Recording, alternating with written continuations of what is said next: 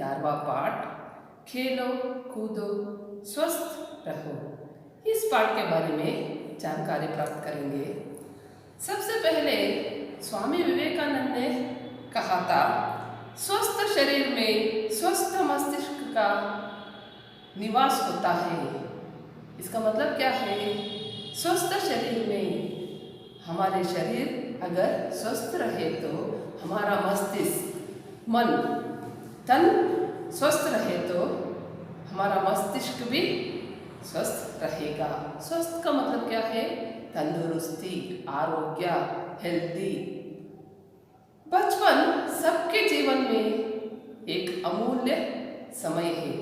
बचपन में बच्चों को कोई परेशानी, जिम्मेदारियां नहीं होते हैं। उन्होंने सिर्फ मौज मस्ती करते हुए, खेलों को खेलते हुए सारा दिन बिताते हैं। तो जब हम छोटे थे, जब हम बचपन में थे, तब अनेक खेलों को हम लोगों ने खेलते थे। उनमें से लड़कों ने लट्टू, कंचू यानी गोलियां खेलते थे, लड़कियां स्टिकाप खेलते थे और ಮರಕೋತಿ ಆಟ ಅಂದರೆ ಮರವನ್ನು ಹತ್ತಿ ಹಿಡಿಯುವಂತಹ ಆಟವನ್ನು आड़ता इधर। उसी तरह से अनेक तरह के खेलों को हम लोग खेलते थे। लेकिन आजकल के बच्चे उस तरह के खेलों को नहीं खेल रहे हैं। आप लोग देखते हैं, आप ज़्यादा से ज़्यादा समय इस तरह बिता रहे हैं कि वीडियो गेम खेलने में, टीवी देखने में, इंटरनेट खेलने में और मोबाइल लेके सारा दिन आपने अपना समय को गुजार रहे हैं। इस तरह आपने समय आप बिता रहे हैं। इस वजह से खेलों का यानी पुराने खेलों को आप लोग नहीं जानते हैं। बच्चों ने इस तरह खेल खेलते खेलते मौज मस्ती करते करते मनोरंजन पाते थे। लेकिन आजकल वह खेल आप लोग नहीं देख रहे हैं। खेलों से हमारा शरीर क्या होता है? स्वस्थ होता है।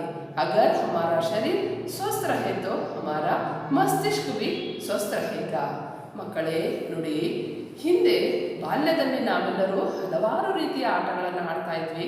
ಗ್ರಾಮೀಣ ಪ್ರದೇಶದಲ್ಲಿ ಮಕ್ಕಳು ಏನು ಮಾಡ್ತಾ ಇದ್ರು, ಆ ಒಂದು ಸಮಯಕ್ಕೆ ಅನುಗುಣವಾಗಿ ಅಂದರೆ ಮೌಸಮ್ಗೆ ಅನುಸಾರ ಪ್ರಕೃತಿ ಯಾವ ರೀತಿ ಬದಲಾವಣೆ ಆಗುತ್ತೋ ಆ ಬದಲಾವಣೆಗೆ ತಕ್ಕ ಹಾಗೆ ಮಕ್ಕಳು ಆಟಗಳನ್ನು ಆಡ್ತಾ ಇದ್ರು. ನೋಡಿ, ಗಾಳಿ ಶುರುವಾಗ್ತಿದ್ದ ಹಾಗೆ ಏನು ಮಾಡ್ತಾ ಇದ್ರು, ಪತಂಗ, ಗಾಳಿಪಟವನ್ನು ಆರಿಸೋದು.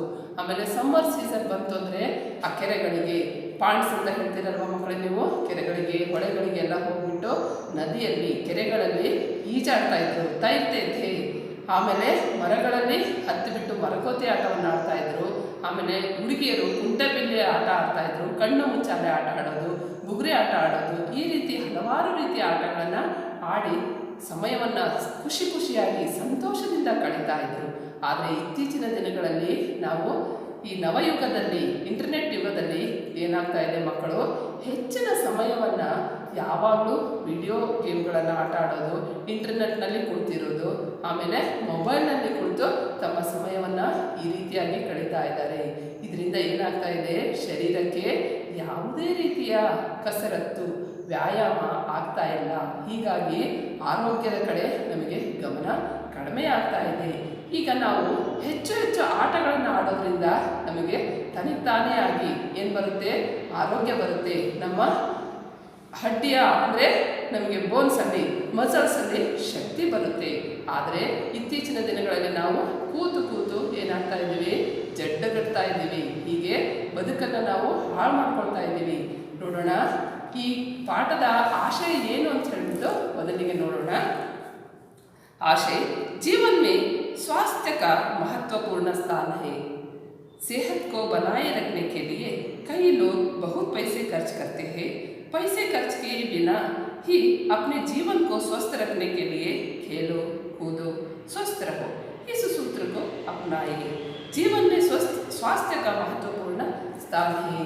हर एक मानव के जीवन में स्वास्थ्य का एक महत्वपूर्ण स्थान है. ಪ್ರತಿಯೊಬ್ಬ ಮನುಷ್ಯನ ಜೀವನದಲ್ಲೂ ಸಹ ಆರೋಗ್ಯಕರವಾಗಿರುವುದು ಅತ್ಯಂತ ಮುಖ್ಯ.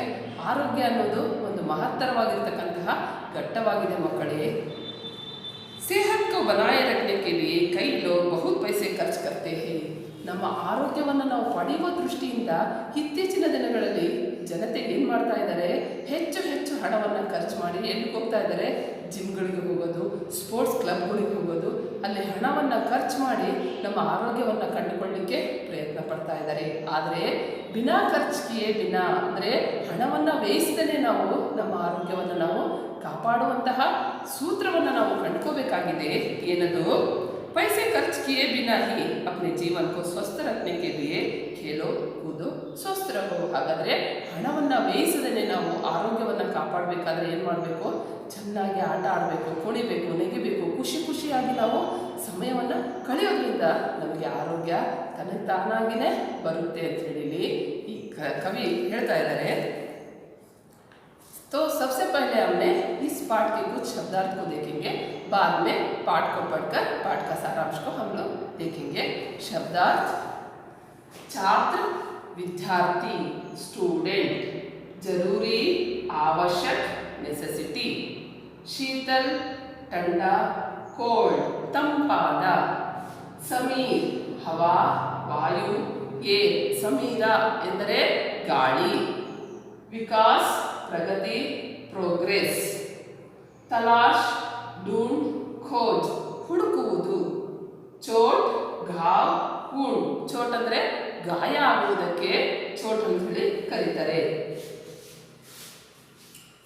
ಸ್ವಾಸ್ಥ್ಯ, ತಂದುರುಸ್ತಿ, ಸೇಹತ್, ಆರೋಗ್ಯಕರ, ಕಸರತ್, ವ್ಯಾಯಾಮ, ಎಕ್ಸರ್ಸೈಸ್, ಸಹಯೋಗ, ಸಹಕಾರ, ಸಹಕಾರ, चिंता, परेशानी, वरी, आरक्षण, रिजर्वेशन. आरक्षण का मतलब क्या है? रिजर्वेशन. रिजर्वेशन मीन्स ಕಾಯ್ದಿರಿಸುವಿಕೆ. ಹೃಷ್ಟಪುಷ್ಟ, ತಗಡ, ಹೆಲ್ದಿ ಅಂದರೆ ಗಟ್ಟಿಮುಟ್ಟಾಗಿರುವುದು, ಹೆಲ್ದಿ ಆಗಿರುವುದು ಅನ್ನೋದಕ್ಕೆ ಹೃಷ್ಟಪುಷ್ಟ ಅಂತ ಹೇಳಿ ಕರೀತಾರೆ. तो हमने इस पाठ को पढ़कर पाठ का सारांश को देखेंगे. तो बच्चों, अब मैंने इस पाठ को पढ़कर सारांश बताती हूँ. आप लोगों ने किताब खोलकर ध्यान से पाठ को देख लीजिए. खेलों की दुनिया में सदा आनंद और उल्लास का वातावरण रहता है. उत्साह का शीतल समीर बहता रहता है. खेलों से तन मन स्वस्थ होता है, मनोरंजन भी मिलता है. खेलों की दुनिया में बच्चों, आप जानते हैं खेलते हुए आपको क्या प्राप्त होता है? हाँ, आप लोगों को ज़्यादा खुशी मिलता है, आनंद और उल्लास मिलता है. ಅಂದರೆ ಮಕ್ಕಳೇ, ನಿಮಗೆ ಆಟಗಳು ಅಂದರೆ ಪಂಚಪ್ರಾಣ. ಆಟ ಆಡೋದ್ರಿಂದ ನಿಮ್ಗೆ ಏನು ಸಿಗುತ್ತೆ? ಖುಷಿಯೋ ಖುಷಿ, ಉಲ್ಲಾಸ ಸಿಗುತ್ತೆ, ಜೊತೆಗೆ ಆನಂದನೂ ಸಹ ನೀವು ಆಟಗಳಿಂದ ಪಡಿತೀರಿ. ಉತ್ಸಾಹ ಕಾ ಶೀತಲ್ ಸಮೀರ್ ಬಹತಾ ಹೈ ಅಂದರೆ ಉತ್ಸಾಹದಿಂದ ತಂಪಾದ ಗಾಳಿಯನ್ನು ನೀವು ಪಡಿತೀರಿ. ಹೆಚ್ಚಾಗಿ ಆಟಗಳನ್ನು ನಾವು ಬೆಳಗಿನ ಸಮಯದಲ್ಲಿ ಹಾಗೂ ಸಾಯಂಕಾಲದ ಸಮಯದಲ್ಲಿ ಆಟ ಆಡೋದ್ರಿಂದ ಆ ಒಂದು ಸಮಯದಲ್ಲಿ ತಂಪನೆಯ ಗಾಳಿ ಬೀಸೋದ್ರಿಂದ ನಿಮಗೆ ಉತ್ಸಾಹದ ಜೊತೆಗೆ ಇನ್ನೂ ಏನು ಸಿಗುತ್ತೆ? ತಂಪನೆಯ ವಾತಾವರಣವೂ ಸಹ ದೊರೆಯುತ್ತದೆ. खेल से तन मन स्वस्थ होता है. खेलों को खेलने से आपके तन मन, तन इसका मतलब क्या है? शरीर. मन का मतलब है मस्तिष्क. दोनों क्या होता है? स्वस्थ होता है. ಆಟಗಳನ್ನು ಆಡೋದ್ರಿಂದ ನಮ್ಮ ಶರೀರಕ್ಕೆ ವ್ಯಾಯಾಮ ಸಿಕ್ಕೋ ಆರೋಗ್ಯ ದೊರೆಯುತ್ತೆ, ಜೊತೆಗೆ ನಮ್ಮ ಮಸ್ತಿಷ್ಕ ಅಂದರೆ ಬುದ್ಧಿನೂ ಸಹ ಚುರುಕಾಗುತ್ತೆ, ಅಂದರೆ ಏಕಾಗ್ರತೆ ಬೆಳೆಯುತ್ತೆ ಮಕ್ಕಳೇ. मनोरंजन भी मिलता है. देखो, खेलों को खेलने से मनोरंजन भी मिलता है. ಆಟಗಳನ್ನು ಆಡೋದ್ರಿಂದ ನಿಮಗೆ ಮನೋರಂಜನೆಯೂ ಸಹ ದೊರೆಯುತ್ತೆ. ನೀವು ಗ್ರೂಪ್ ಇವೆಂಟ್ಸ್ ಅನ್ನು ಆಡ್ತಾ ಇದ್ರೆ, ಒಬ್ಬರು ಗೆಲ್ಲೋದು ಒಬ್ಬರು ಸೋಲೋದನ್ನು ನೋಡ್ತಾ ಇದ್ರೆ ಎಷ್ಟು ಖುಷಿಯಾಗಿ ಹರ್ಷದಿಂದ ನೀವು ಕೇಕೆ ಹಾಕ್ತಾ ಇರ್ತೀರಲ್ವಾ ಮಕ್ಕಳೇ? ಇದರಿಂದ ಏನು ದೊರೆಯುತ್ತೆ? ನಿಮಗೆ ಮನೋರಂಜನೆ ಸಿಗುತ್ತೆ. खेल कई तरह के होते हैं. साधारणतः उनके दो भेद किए जाते हैं. खेल अनेक तरह के होते हैं. उनमें से मुख्यतः खेलों को दो तरह से देखते हैं. उनमें से पहला है शारीरिक खेल और दूसरा है ಮಾನಸಿಕ खेल. ಆಟಗಳನ್ನು ಹಲವಾರು ಬಗೆಯ ಆಟಗಳನ್ನು ನಾವು ನೋಡ್ತೀವಿ. ಅದರಲ್ಲಿ ಮುಖ್ಯವಾಗಿ ಆಟಗಳನ್ನು ಎರಡು ಪ್ರಕಾರಗಳಾಗಿ ವಿಂಗಡಿಸಲಾಗಿದೆ. ಮೊದಲನೆಯದು ಶಾರೀರಿಕ ಆಟ, ಎರಡನೆಯದು ಮಾನಸಿಕ ಆಟ. तो शारीरिक खेल का मतलब क्या है? जिन खेलों में ಶಾರೀರಿಕ ಶ್ರಮ अधिक करना पड़ता है. ಯಾವ ಆಟಗಳಲ್ಲಿ ನಾವು ದೇಹವನ್ನ ಅಂದರೆ ನಮ್ಮ ಕೈ ಕಾಲುಗಳನ್ನು ದಂಡಿಸಿ ಆ ಕೈ ಕಾಲುಗಳಿಗೆ ನಮ್ಮ ಶರೀರಕ್ಕೆ ಶ್ರಮವನ್ನು ಕೊಟ್ಟು ಕೆಲಸವನ್ನು ಕೊಟ್ಟು ಆಡುವಂತಹ ಆಟಗಳಿಗೆ ಶಾರೀರಿಕ ಶಾರೀರಿಕ ಆಟಗಳು ಎಂದು ಕರೆಯುತ್ತೇವೆ. ಹಾಗೆಯೇ उन्हें शारीरिक खेल कहा जाता है. उदाहरण के लिए कबड्डी, हॉकी, गुल्ली डंडा, क्रिकेट, कुश्ती, फुटबॉल, बैडमिंटन, तैरना, दौड़ना आदि. शारीरिक खेलों के उदाहरण हैं कबड्डी, हॉकी, गुल्ली डंडा, क्रिकेट, कुश्ती, ಫುಟ್ಬಾಲ್, ಬ್ಯಾಡ್ಮಿಂಟನ್, ತೈರ್ನ ದೌಡ್ನ ಆದಿ. ಅಂದರೆ ಶರೀರಕ್ಕೆ ಶ್ರಮವನ್ನು ಕೊಟ್ಟು ಕೆಲಸವನ್ನು ಕೊಟ್ಟು ಆಡುವಂತಹ ಆಟಗಳು. ನೀವು ಕುಸ್ತಿ ನೋಡ್ತೀರಿ, ಇಬ್ರು ಏನಾಗ್ತಾರೆ ಜಟ್ಟಿಗಳು ನಿಂತ್ಕೊಂಡು ಆಟ ಆಡೋದನ್ನ ನೀವು ನೋಡ್ತೀರಿ, ಹೌದಾ? ಹಾಗೆ ಫುಟ್ಬಾಲು ಕಾಲಿನಿಂದ ಚೆಂಡನ್ನ ತಳ್ತಾ ಓಡ್ತಾ ಇರ್ತಾರೆ. ಇದರಿಂದ ಇದೇನಾಗುತ್ತೆ, ಶರೀರಕ್ಕೆ ವ್ಯಾಯಾಮ ದೊರೆಯುತ್ತೆ. ನಾವು ಶರೀರಕ್ಕೆ ಕೆಲಸವನ್ನು ಕೊಟ್ಟು ಆಡುವಂತಹ ಆಟಗಳು. ಕ್ರಿಕೆಟು, ಕುಸ್ತಿ, ತೈರ್ನ ಅಂದರೆ ಈಜುವುದು, ದೌಡ್ನ ಅಂದರೆ ರನ್ನಿಂಗ್ ರೇಸ್. ಇದೆಲ್ಲ ಎಂಥ ಆಟಗಳು? ಶಾರೀರಿಕ ಆಟಗಳು. ಅಂದರೆ ನಮ್ಮ ಶರೀರಕ್ಕೆ ಶ್ರಮವನ್ನು ಕೊಟ್ಟು ಕೆಲಸವನ್ನು ಕೊಟ್ಟು ಆಡುವಂತಹ ಆಟಗಳಿಗೆ ಶಾರೀರಿಕ ಆಟಗಳು ಅಂತ ಹೇಳಿ ಕರಿತೀವಿ. ಇನ್ನು ಎರಡನೆಯ ಆಟ ಯಾವುದಿದು? ಮಾನಸಿಕ ಆಟ. ನೋಡಿ, इसके विपरीत जिन खेलों में मानसिक श्रम अधिक होता है.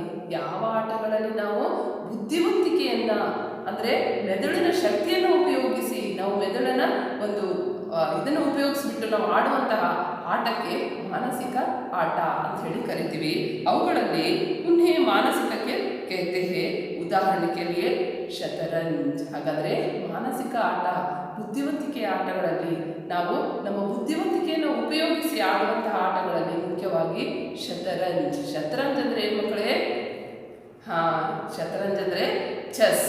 ಹಾಗಾದರೆ ನಮ್ಮ ಚೆಸ್ ಆಟಗಾರರಲ್ಲಿ ಪ್ರಖ್ಯಾತರಾಗಿರ್ತಕ್ಕಂಥ ನಮ್ಮ ದೇಶದ ಆಟಗಾರರು ಯಾರು? ವಿಶ್ವನಾಥನ್ ಆನಂದ್. ಇದೆಲ್ಲ ನಿಮಗೆ ಗೊತ್ತಿದೆ ಅಲ್ವೇ ಮಕ್ಕಳೇ? ಕೇರಂ ಇಲ್ಲೂ ಸಹ 4 ಜನ ಕೂತು ಆಡುವಂತಹ ಆಟ. ಇದು ನಿಮಗೆ ಗೊತ್ತಿದೆ, ಶಾಲೆಗಳಲ್ಲಿ ನೀವು ಈ ಆಟವನ್ನು ಆಡ್ತೀರಿ. पासा इसका मतलब क्या है? पासा का मतलब है पगड़े. ಮಹಾಭಾರತದ ದಿಕ್ಕನ್ನೇ ಬದಲಿಸಿರುವಂತಹ ಆಟ ಪಾಸ. ಶಕುನಿ ಮಾಮ ಈ ಆಟವನ್ನು ಆಡಿ ಪಾಂಡವರನ್ನ ವನವಾಸಕ್ಕೆ ಕಳಿಸಿದ್ದು ನಿಮಗೆಲ್ಲ ಗೊತ್ತೇ ಇದೆ. ಹಾಗಾದರೆ ಪಾಸ ಅಂದ್ರೆ ಏನು? ಪಗಡೆ ಆಟ. ಇದು ಸಹ ಎಂಥ ಆಟ? ಇದು ಮಾನಸಿಕ ಆಟ. बकरी बाग खेल आदि. मानसिक खेलों में बकरी बाग खेल भी एक है. बकरी बाग, बकरी ಅಂದ್ರೆ ಗೋಟ್, ಬಾಗ್ ಅಂದರೆ ಟೈಗರ್. ಅಂದರೆ ಏನಿದು? ಆಡು ಮತ್ತು ಹುಲಿ ಆಡುವಂತಹ ಆಟ. ಈ ಆಟ ನೇಪಾಳ का प्रांतीय खेल है. यह बकरी बाग खेल नेपाल का प्रांतीय खेल है. इस खेल में 4 बाघ होते हैं और 20 बकरी होते हैं. जिस तरह 4 बाघों ने बकरी को खाने के लिए दौड़ते हैं, बकरी क्या करते हैं? बाघ से बचने के लिए भागते हैं. ಅಂದರೆ ಮಕ್ಕಳೇ, ಇದು ನೇಪಾಳದ ಒಂದು ಪ್ರಾಂತೀಯ ಆಟ. ಇಲ್ಲಿ 4 ಹುಲಿಗಳು ಹಾಗೂ 20 ಆಡುಗಳಿರುತ್ತೆ. ಈ ಹುಲಿಗಳು ಆಡನ್ನ ತಿನ್ನಲಿಕ್ಕೆ, ಬೇಟೆಯಾಡಲಿಕ್ಕೆ ಅಂತ ಹೇಳಿ ಬೆನ್ನಟ್ಟಿ ಹೋಗುವಾಗ ಆ ಆಡುಗಳು ತಪ್ಪಿಸಿ ಓಡುವಂತಹ ಆಟ ಇದು. ಇದನ್ನು ನಾವು ನಮ್ಮ ಪ್ರಾಂತ್ಯದಲ್ಲಿ, ಕರ್ನಾಟಕದಲ್ಲಿ ನಾವು ಹುಲಿನರಿ ಆಟ ಅಂತ ಹೇಳಿ ಆಡ್ತೀವಿ. ಇದು ತ್ರಿಭುಜಾಕಾರವಾಗಿ ನಾವು ಬರ್ಕೊಂಡ್ಬಿಟ್ಟು ಕಲ್ಲುಗಳನ್ನು ಇಟ್ಟು ಆಟ ಆಡ್ತೀವಿ. ಇದು ಸಹ ನಿಮಗೆ ತಿಳಿದಿರಬಹುದು. ಇದೆಲ್ಲ ಎಂಥ ಆಟ? ಇದು ಮಾನಸಿಕ ಆಟ. ಅಂದರೆ ನಮ್ಮ ಮೆದುಳಿಗೆ ನಾವು ಕೆಲಸವನ್ನು ಕೊಟ್ಟು, ಅಂದರೆ ನಮ್ಮ ಬುದ್ಧಿಶಕ್ತಿಗೆ ನಾವು ಕೆಲಸವನ್ನು ಕೊಟ್ಟು ಆಡುವಂತಹ ಆಟಗಳು. इसी प्रकार वैयक्तिक खेल और सामूहिक खेल के रूप में भी भेद किए जा सकते हैं. जिन खेलों को हम लोगों ने खेलते हैं उनमें से सामूहिक खेल और वैयक्तिक खेल इस तरह के भी हम लोग भेद करते हैं. ಅಂದರೆ ಆಡುವಂತಹ ಆಟಗಳನ್ನು ನಾವು ಮತ್ತೆ 2 ಪ್ರಕಾರಗಳಾಗಿ ವಿಂಗಡಿಸ್ತೀವಿ. ಅದರಲ್ಲಿ ಸಾಮೂಹಿಕ ಆಟ ಅಂದರೆ ಗ್ರೂಪ್ ಇವೆಂಟ್ಸ್ ಅಂತ ಹೇಳ್ತೀರಲ್ವ ನೀವು, ಅಂದರೆ ಗುಂಪಿನಲ್ಲಿ ಆಡುವಂತಹ ಆಟಗಳು. ಹಾಗೆಯೇ ವೈಯಕ್ತಿಕ ಆಟ, ಇಂಡಿವಿಜುವಲ್ ಗೇಮ್ ಅಂದರೆ ಸಿಂಗಲ್ ಇವೆಂಟ್ಸ್, ಒಬ್ಬರೇ ಆಡುವಂತಹ ಆಟ. ಹೀಗೆ ಗುಂಪಿನಲ್ಲೇ ಆಡುವಂತಹ ಆಟ ಬೇರೆ, ಮತ್ತೆ ಒಬ್ಬಟ್ಟಿಗರಾಗಿ ಆಡುವಂತಹ ಆಟ ಬೇರೆ. ಇವುಗಳಿಗೆ सामूहिक खेल और वैयक्तिक खेल, इस तरह कहते हैं। वैयक्तिक खेलों में तैरना, दौड़ना, एरोबिक्स, तीर चलाना, बिलियार्ड्स, शूटिंग, नाव चलाना, छलांग मारना आदि। ವೈಯಕ್ತಿಕ खेलों में ಅಂದರೆ ಏಕಾಂಗಿಯಾಗಿ ಒಂಟಿಯಾಗಿ ಆಡುವಂತಹ ಆಟಗಳಲ್ಲಿ ತೈರ್ನ ಅಂದರೆ ಸ್ವಿಮ್ಮಿಂಗ್ ಈಜುವುದು, ದೌಡ್ನ ರನ್ನಿಂಗ್ ರೇಸ್, ಏರೋಬಿಕ್ಸ್ ಇದು ನಿಮಗೆ ಗೊತ್ತಿದೆ ಮಕ್ಕಳ, ರಿಂಗ್ ಹಾಕೊಂಡು ಆಡುವಂತಹ ಆಟ, ತೀರ್ ಚಲಾನ, ತೀರ್ इसका मतलब क्या है ಬಾಣ, ಬಾಣವನ್ನ ಬಿಟ್ಟು ಆಡುವಂತಹ ಆಟ, ಆಮೇಲೆ ಬಿಲಿಯಾರ್ಡ್ಸ್, ಇದು ಕೂಡ ಬಿಲಿಯಾರ್ಡ್ಸ್ ಆ ಒಂದು ಸ್ಟಿಕ್ ಅನ್ನು ತಗೊಂಡು ಆಟ ಆಡ್ತಾರೆ, ನೋಡಿದಿರಲ್ವಾ ನೀವು. ಆಮೇಲೆ ಶೂಟಿಂಗ್ ಇದು ನಿಮಗೆ ಗೊತ್ತಿದೆ. ನಾವ್ ಚಲಾನ, ನಾವ್ इसका मतलब क्या है ಬೋಟ್, ನಾವ್ ಚಲಾನ ಅಂದ್ರೆ ಬೋಟ್ ರೇಸ್. ಕೇರಳ ಸೈಡಲ್ಲೆಲ್ಲ ನೀವು ನೋಡಿದಿರಿ, ಚೆನ್ನಾಗಿ ಕೂತ್ಬಿಟ್ಟು ದೋಣಿಯಲ್ಲಿ ರೇಸಿಂಗ್ ಬಿಡ್ತಾ ಇರ್ತಾರಲ್ವಾ, ಇದು ನಾವ್ ಚಲಾನ. ಆಮೇಲೆ ಛಲಾಂಗ್ ಮಾರ್ನ, ಛಲಾಂಗ್ ಅಂದ್ರೆ ಜಿಗಿಯುವುದು, high jump, long jump, jumping, ಇದೆಲ್ಲ ಎಂತ ಆಟ ಇದು, ಏಕಾಂಗಿಯಾಗಿ ಆಡುವಂತಹ ಆಟಗಳು.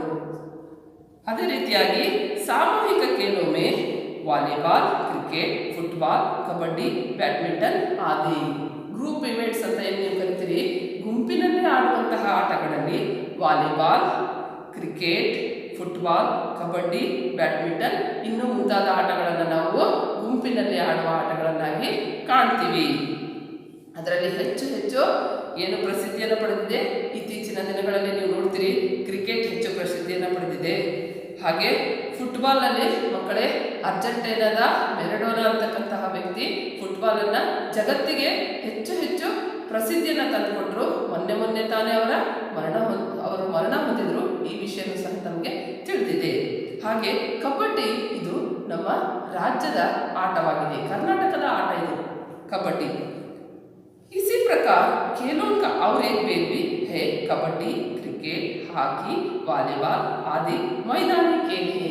ಇನ್ನು ಮುಂದೆ ನಾವು ನೋಡುವಾಗ ಆಟಗಳನ್ನು ಇನ್ನೂ 2 ಪ್ರಕಾರಗಳಲ್ಲಾಗಿ ನಾವು ಕಾಣ್ತೀವಿ. ಅದರಲ್ಲಿ ನಾವು ಗ್ರೂಪ್ ಇವೆಂಟ್ಸ್ ಅಲ್ಲಿ ಏನು ಆಟ ಆಡ್ತಾ ಇದ್ದೀವಿ, ಈ ಆಟಗಳಲ್ಲಿ ಮತ್ತೆ ನಾವು 2 ಪ್ರಕಾರಗಳನ್ನು ಕಾಣ್ತೀವಿ. ಅದರಲ್ಲಿ ಮೈದಾನಿ ಖೇಲ್, ಮೈದಾನಿ ಖೇಲ್ इसका मतलब क्या है ಔಟ್ಡೋರ್ ಗೇಮ್ಸ್, ಅಂದರೆ ಬಯಲು ಪ್ರದೇಶದಲ್ಲಿ ಹೊರಗಡೆ ಆಡುವಂತಹ ಆಟಗಳನ್ನು ಮೈದಾನಿ ಖೇಲ್ ಅಂದರೆ ಔಟ್ಡೋರ್ ಗೇಮ್ಸ್, ಮನೆ ಅಥವಾ ಶಾಲೆಯ ಹೊರ ಆವರಣದಲ್ಲಿ, ಅಂಗಳದಲ್ಲಿ, ಫೀಲ್ಡಲ್ಲಿ ಆಡುವಂತಹ ಆಟಗಳಿಗೆ ಮೈದಾನಿ ಖೇಲ್ ಅಂತ ಹೇಳಿ ಕರೀತಾರೆ.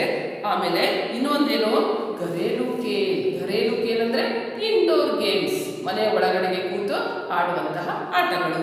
ಅವುಗಳಲ್ಲಿ ಕಬಡ್ಡಿ, ಕ್ರಿಕೆಟ್, ಹಾಕಿ, ವಾಲಿಬಾಲ್ ಮುಂತಾದ ಆಟಗಳು ಮೈದಾನಿ ಖೇಲ್ ಹೇ ಅಂದರೆ ಹೊರಗಡೆ ಔಟ್ಡೋರ್ ಗೇಮ್ಸ್ ಆಗಿವೆ ಇವು. ಹಾಗೆಯೇ ಶತರಂಜ್, ಶತರಂಜ್ ಅಂದರೆ ಚದುರಂಗ, ಚೆಸ್, ಹೌದಾ, ಚೆಸ್ ಮತ್ತು ಕೇರಂ, ಪಾಸ ಆದಿ ಘರೇಲು ಖೇಲ್ ಹೇ. ಈ ಆಟಗಳನ್ನು ನಾವು ಮನೆಯ ಒಳಗಡೆಗೆ, ಫೀಲ್ಡಿನ ಒಳಗಡೆಗೆ ಕೂತ್ಕೊಂಡು ನಾವು ಆಡುವಂತಹ ಆಟಗಳಿವು. आजकल हमारे देश में हॉकी, क्रिकेट, बैडमिंटन, शतरंज, कुश्ती आदि खेल काफ़ी लोकप्रिय हो रहे हैं. आजकल हमारे देश में इत्तीचिನ ದಿನಗಳಲ್ಲಿ ನಮ್ಮ ದೇಶದಲ್ಲಿ ಹಾಕಿ, ಹಾಕಿ कौन सा खेल है बच्चों? हाँ, ಹಾಕಿ भारत का नेशनल खेल है. ಭಾರತದ ರಾಷ್ಟ್ರೀಯ ಆಟ ಯಾವುದು? ಹಾಕಿ. ಹಾಕಿ ಅಂದ ತಕ್ಷಣ ನಿಮಗೆಲ್ಲ ಯಾರು ನೆನಪಿಗೆ ಬರ್ತಾರೆ? ಭಾರತದ ಆಟಗಾರರಾಗಿರ್ತಕ್ಕಂತಹ ಧ್ಯಾನ್ ಚಂದ್, ಹೌದಲ್ವಾ ಮಕ್ಕಳೇ?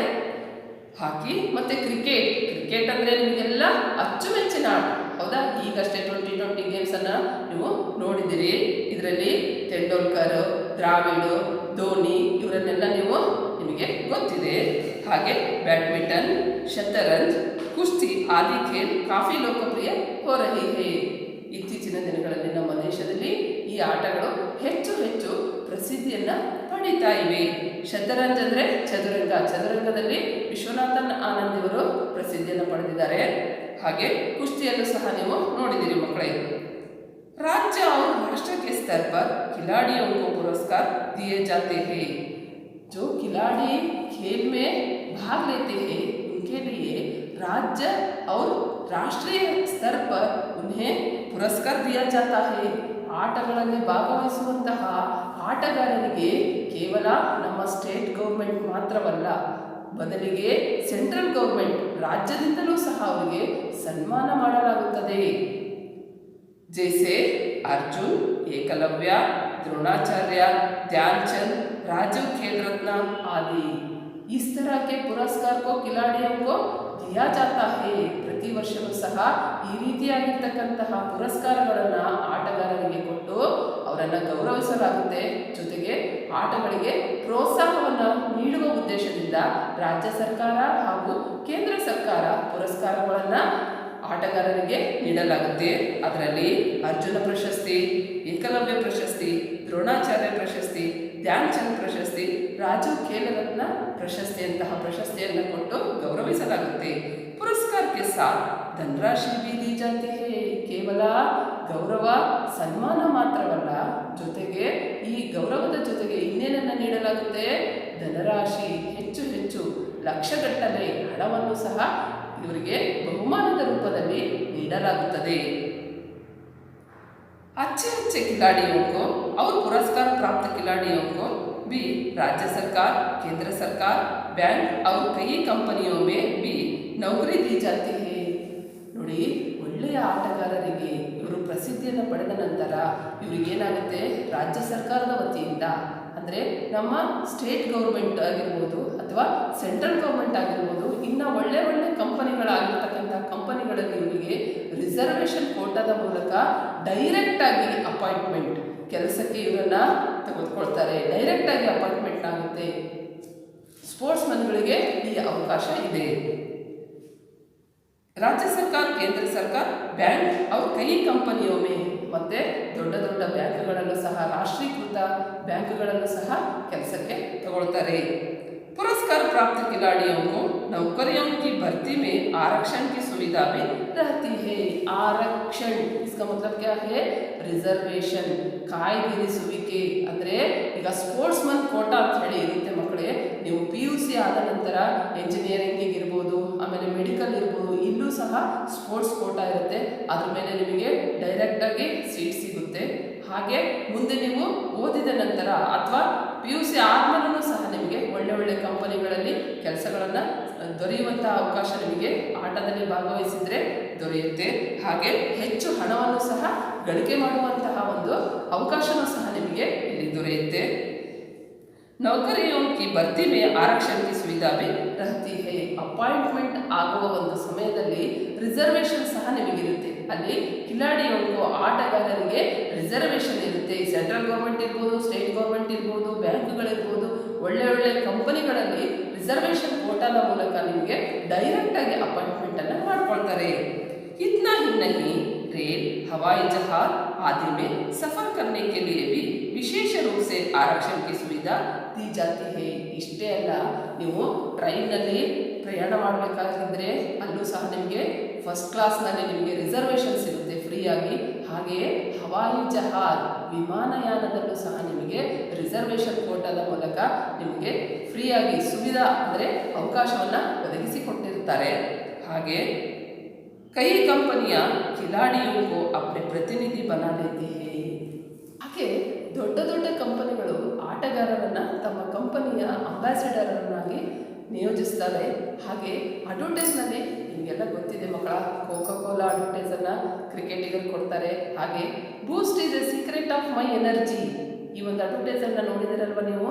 ಧೋನಿ ಕೊಡ್ತಾ ಇದ್ರು, ಹಾಗೆ ಸಚಿನ್ ತೆಂಡೂಲ್ಕರ್ ಕೊಡ್ತಾ ಇದ್ರು. ಇವನ್ನೆಲ್ಲ ನೋಡ್ತಾ ಇದ್ರೆ ಈ ಕಂಪನಿಯ ಮೂಲಕ ಅಡ್ವರ್ಟೈಸ್ ಕೊಡೋದ್ರಿಂದ ಹೆಚ್ಚು ಹೆಚ್ಚು ಗಳಿಕೆ, ಹಣವನ್ನು ಗಳಿಸುವಂತಹ ಒಂದು ಅವಕಾಶ ಆಟಗಾರರಿಗೆ ಇರುತ್ತೆ.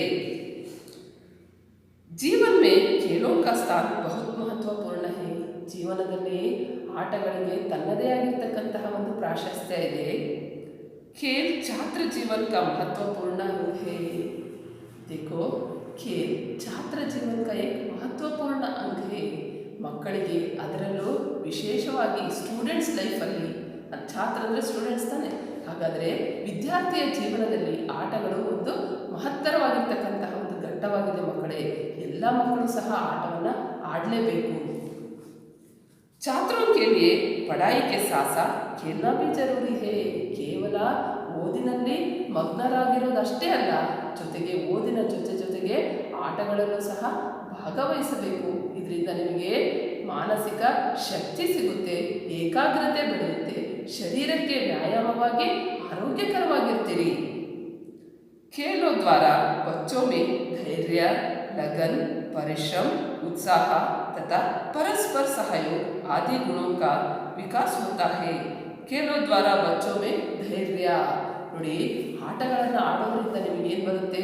ಧೈರ್ಯ ಬರುತ್ತೆ। ಒಮ್ಮೆ ಸೋತ್ರೆ ಮತ್ತೆ ನಾನು ಗೆದ್ದೇ ಗೆಲ್ತೀನಿ ಅಂತಕ್ಕಂಥ ಛಲದಿಂದ ನೀವು ಮುನ್ನುಗ್ಗುವಂತಹ ಧೈರ್ಯ ನಿಮ್ಮಲ್ಲಿ ಬರುತ್ತೆ। ಜೊತೆಗೆ ಲಗನ್ ಅಂದರೆ ಏಕಾಗ್ರತೆ, ನಾನು ಸರಿಯಾಗಿ ನೋಡಿ ಗುರಿ ಮುಟ್ಟಬೇಕು ಅಂತಕ್ಕಂತಹ ಒಂದು ಏಕಾಗ್ರ ಮನೋಭಾವ ಬೆಳೆಯುತ್ತೆ। ಜೊತೆಗೆ ಪರಿಶ್ರಮ ಅಂದರೆ ನಮ್ಮ ಟೀಮನ್ನು ನಾವು ಗೆಲ್ಲಿಸಲೇಬೇಕು ಅಂತಕ್ಕಂತಹ ಒಂದು ಕೆಚ್ಚೆದೆಯಿಂದ ನೀವು ಏನು ಮಾಡ್ತೀರಿ? ಶಕ್ತಿ ಮೀರಿ ಹೋರಾಟ ಮಾಡುವಂತಹ ಒಂದು ಆಟವನ್ನು ನೀವು ಆಟ ಆಡ್ತೀರಿ। ಇದರಿಂದ ಹೆಚ್ಚು ಹೆಚ್ಚು ಕೆಲಸ ಮಾಡುವಂತಹ ಒಂದು ಭಾವನೆ ನಿಮ್ಮಲ್ಲಿ ಉಂಟಾಗುತ್ತೆ, ಮತ್ತು ಉತ್ಸಾಹ ಬರುತ್ತೆ। ತಥಾ ಪರಸ್ಪರ ಸಹಯೋಗ, ಜೊತೆಗೆ ಒಬ್ಬರಿಗೊಬ್ಬರು ಸಹಾಯ ಮಾಡುವಂತಹ ಮನೋಭಾವ ನಿಮ್ಮಲ್ಲಿ ಉಂಟಾಗುತ್ತೆ। ನಿಮ್ಮ ಟೀಮಲ್ಲಿ ಯಾರೊಬ್ಬರು ಆಟ ಆಡ್ತಾ ಕೆಳಗಡೆ ಬಿದ್ದಾಗ ನೀವು ನೋಡ್ತಾ ನಿಂತಿರ್ತೀರಾ? ಇಲ್ಲ ತಾನೆ? ಎಲ್ಲರೂ ಸೇರಿ ನನ್ನ ಎತ್ತಿ ನೀರು ಕುಡಿಸಿ ಅವರಿಗೆ ಸಮಾಧಾನ ಮಾಡ್ತೀರಲ್ವಾ? ಹೀಗೆ ಪರಸ್ಪರ ಸಹಾಯ ಮಾಡುವಂತಹ ಮನೋಭಾವ ನಿಮಗೆ ಆಟಗಳನ್ನು ಆಡೋದ್ರಿಂದ ಬರುತ್ತೆ। जहाँ विद्यालय में छात्र शिक्षा द्वारा अनेक विषयों का ज्ञान प्राप्त करते हैं, वही खेलों द्वारा जीवन का अनुभव प्राप्त करते हैं। ಶಾಲೆಗಳಲ್ಲಿ ನೀವು ಶಿಕ್ಷಣದ ಜೊತೆಗೆ ಏನನ್ನ ಕಲಿತೀರಿ? ಖೇಲೋ ದ್ವಾರ ಜೀವನ का अनुभव प्राप्त करते हैं। ಆಟಗಳನ್ನು ಆಡುವುದರ ಮೂಲಕ ನಿಮ್ಮ ಜೀವನದ ಅನುಭವದ ಪಾಠವನ್ನು ಸಹ ನೀವು ತರಗತಿಗಳಲ್ಲಿ ಕಲಿತೀರಿ ಮಕ್ಕಳ। ನೋಡಿ, ಇಡೀ ದಿನ ನೀವು ತರಗತಿಯಲ್ಲಿ ಎಷ್ಟು ಪೀರಿಯಡ್ ಕೂತಿರ್ತೀರಿ ಮಕ್ಕಳೇ? 8 ಪೀರಿಯಡ್ ಕೂತಿರ್ತೀರಲ್ವಾ?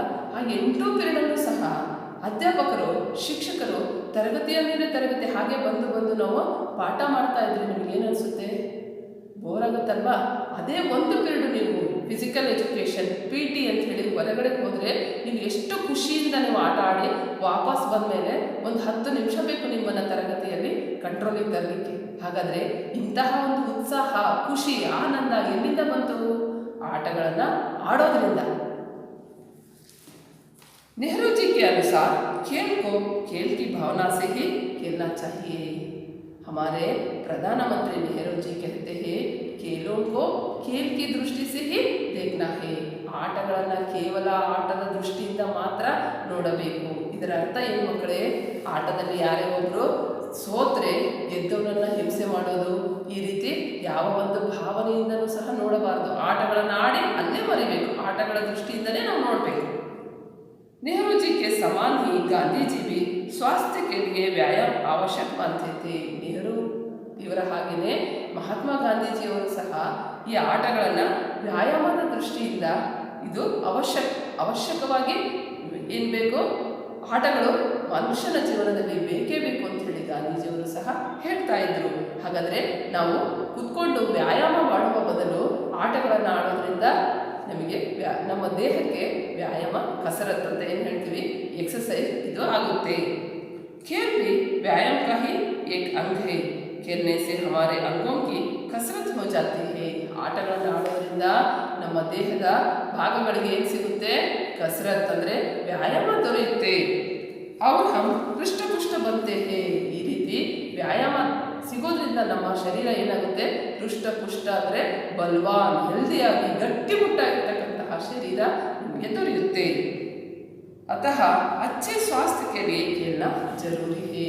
ಇಷ್ಟೇ ಅಲ್ಲ, ನಾವು ಆರೋಗ್ಯಕರವಾಗಿರಬೇಕಾದ್ರೆ ನಮಗೆ ಒಳ್ಳೆಯ ಆರೋಗ್ಯ ಅತ್ಯಂತ ಮುಖ್ಯವಾಗಿದೆ ಮಕ್ಕಳೇ। ಇತ್ತೀಚಿನ ದಿನಗಳಲ್ಲಿ ಆರೋಗ್ಯ ಪ್ರತಿಯೊಬ್ಬರಿಗೂ ಬೇಕೇ ಬೇಕು। ಹೀಗೆ ಆರೋಗ್ಯವೇ ಭಾಗ್ಯ ಅಂತ ಹೇಳಿ ನಾವು ಕರಿತೀವಿ। ನಮ್ಮಲ್ಲಿ ಎಷ್ಟೇ ಕೋಟಿಗಟ್ಟಲೆ ಹಣ ಇದ್ರೂ ಸಹ ನಾವು ಕೂತ್ಕೊಂಡು ಆ ಹಣವನ್ನು ತಿನ್ನಲಿಕ್ಕಾಗಲ್ಲ। ಯಾವಾಗ ನಾವು ಹಣವನ್ನು ಬಳಸ್ಬೋದು? ನಮ್ಮ ಆರೋಗ್ಯ ಚೆನ್ನಾಗಿದ್ದರೆ ನಾವು ಏನು ಬೇಕಾದರೂ ಮಾಡ್ಬೋದು। ಆರೋಗ್ಯನೇ ಇಲ್ಲದೆ ಇದ್ದರೆ ನಿಮ್ಗೆ ಎಷ್ಟೆಲ್ಲ ಸಂಪತ್ತು, ಐಶ್ವರ್ಯ ಇದ್ರೂ ಸಹ ಅದೇನು ನಶ್ವರ ಆಗಿ ಪರಿಗಣಿಸುತ್ತೆ। ಹೀಗಾಗಿ ನಮ್ಮ ಆರೋಗ್ಯದ ಕಡೆಗೆ ನಾವು ಹೆಚ್ಚು ಹೆಚ್ಚು ಗಮನವನ್ನು ಕೊಡಬೇಕು। ಹೆಚ್ಚು ಆಟಗಳನ್ನು ಆಡೋದು, ಖುಷಿಯಾಗಿ ಸಮಯವನ್ನು ಕಳೆಯೋದನ್ನು ನಾವು ಮಾಡಬೇಕು ನಮ್ಮ ಜೀವನದಲ್ಲಿ। खेलों द्वारा हम नाम के साथ साथ धन भी कमा सकते हैं। ಆಟಗಳ ಮೂಲಕ ನಾವು ಕೇವಲ ಹೆಸರನ್ನು ಪಡೆಯೋದು ಮಾತ್ರವಲ್ಲ, ಜೊತೆಗೆ ಇನ್ನು ಏನನ್ನು ಗಳಿಸಬಹುದು, ಹೆಚ್ಚು ಹೆಚ್ಚು ಹಣವನ್ನು ಸಹ ನಾವು ಗಳಿಸಬಹುದು। आजकल खेलों को प्रोत्साहन देने के लिए विद्यालयों में भी खेल दिवस का आयोजन किया जाता है। ಇತ್ತೀಚಿನ ದಿನಗಳಲ್ಲಿ ಪ್ರತಿಯೊಂದು ಶಾಲೆಗಳಲ್ಲೂ ಸಹ ವಿದ್ಯಾರ್ಥಿಗಳಿಗೆ ಆಟಗಳಲ್ಲಿ ಪ್ರೋತ್ಸಾಹ ನೀಡುವ ಉದ್ದೇಶದಿಂದ ವರ್ಷಕ್ಕೆ ಒಮ್ಮೆ ಸ್ಪೋರ್ಟ್ಸ್ ಡೇ ಅಂತ ಹೇಳಿ ನಾವು ಸೆಲೆಬ್ರೇಟ್ ಮಾಡ್ತೀವಿ। ಆ ಸ್ಪೋರ್ಟ್ಸ್ ಡೇ ಸಮಯದಲ್ಲಿ ಎಲ್ಲ ವಿದ್ಯಾರ್ಥಿಗಳು ಸಹ ಭಾಗವಹಿಸ್ತಾರೆ। जीतने वाले बच्चों को पुरस्कार दिए जाते हैं। ಗೆದ್ದಿರ್ತಕ್ಕಂತಹ ಮಕ್ಕಳಿಗೆ ಪುರಸ್ಕಾರವನ್ನು ಸಹ ಶಾಲೆಗಳಲ್ಲಿ ನೀಡಲಾಗುತ್ತೆ। सभी बच्चों को खेलों में भाग लेना चाहिए ताकि वे स्वस्थ बने। ಪ್ರತಿಯೊಬ್ಬ ಮಗುವಿಗೂ ಸಹ ಆಟಗಳಲ್ಲಿ ಭಾಗವಹಿಸಬೇಕು। ಇದರಿಂದ ಏನಾಗುತ್ತೆ, ಆ ಮಗುವಿಗೆ ಪ್ರತಿಯೊಬ್ಬ ಮಗುವಿಗೂ ಸಹ ಆರೋಗ್ಯ ಸಿಗುತ್ತೆ। ಆರೋಗ್ಯವೇ ಭಾಗ್ಯ। कहा जाता है कि स्वस्थ शरीर में ही स्वस्थ मस्तिष्क का निवास होता है। ಹೀಗಂತ ಹೇಳಿ ಅಂದರೆ ಸ್ವಸ್ಥ ಶರೀರ ಮೇ, ಆರೋಗ್ಯವಂತ ಶರೀರದಲ್ಲಿ, ದೇಹದಲ್ಲಿ ಆರೋಗ್ಯವಂತ ಮನಸ್ಸು ಇರುತ್ತದೆ ಅಂತ ಹೇಳಿ ಈ ವಾಕ್ಯವನ್ನು ಯಾರು ಹೇಳಿದರೆ? ಸ್ವಾಮಿ ವಿವೇಕಾನಂದರು। ಹಾಗಾದರೆ ನಾವು ಆರೋಗ್ಯವಾಗಿರಬೇಕಾದ್ರೆ ಏನು ಬೇಕು? ಆಟ ಪಾಠಗಳಲ್ಲಿ ನಾವು ಹೆಚ್ಚು ಹೆಚ್ಚು ಭಾಗವಹಿಸಬೇಕು।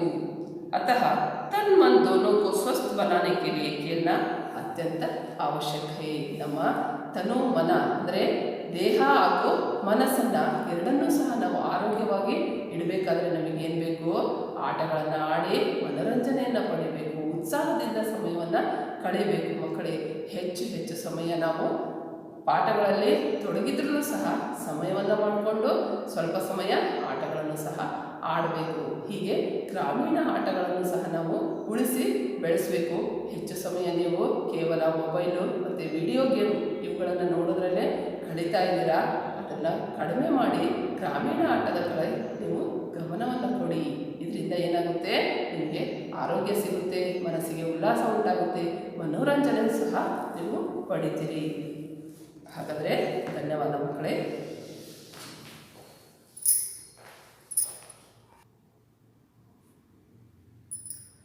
तो अब हम खेल के बारे में और एक बार पुनरावर्तन करेंगे।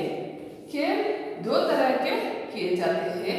उनमें से पहला है शारीरिक खेल ಅಂದರೆ ಶಾರೀರಿಕ ಆಟಗಳು, दूसरा है मानसिक खेल, ಎರಡನೇದು मानसिक ಆಟಗಳು।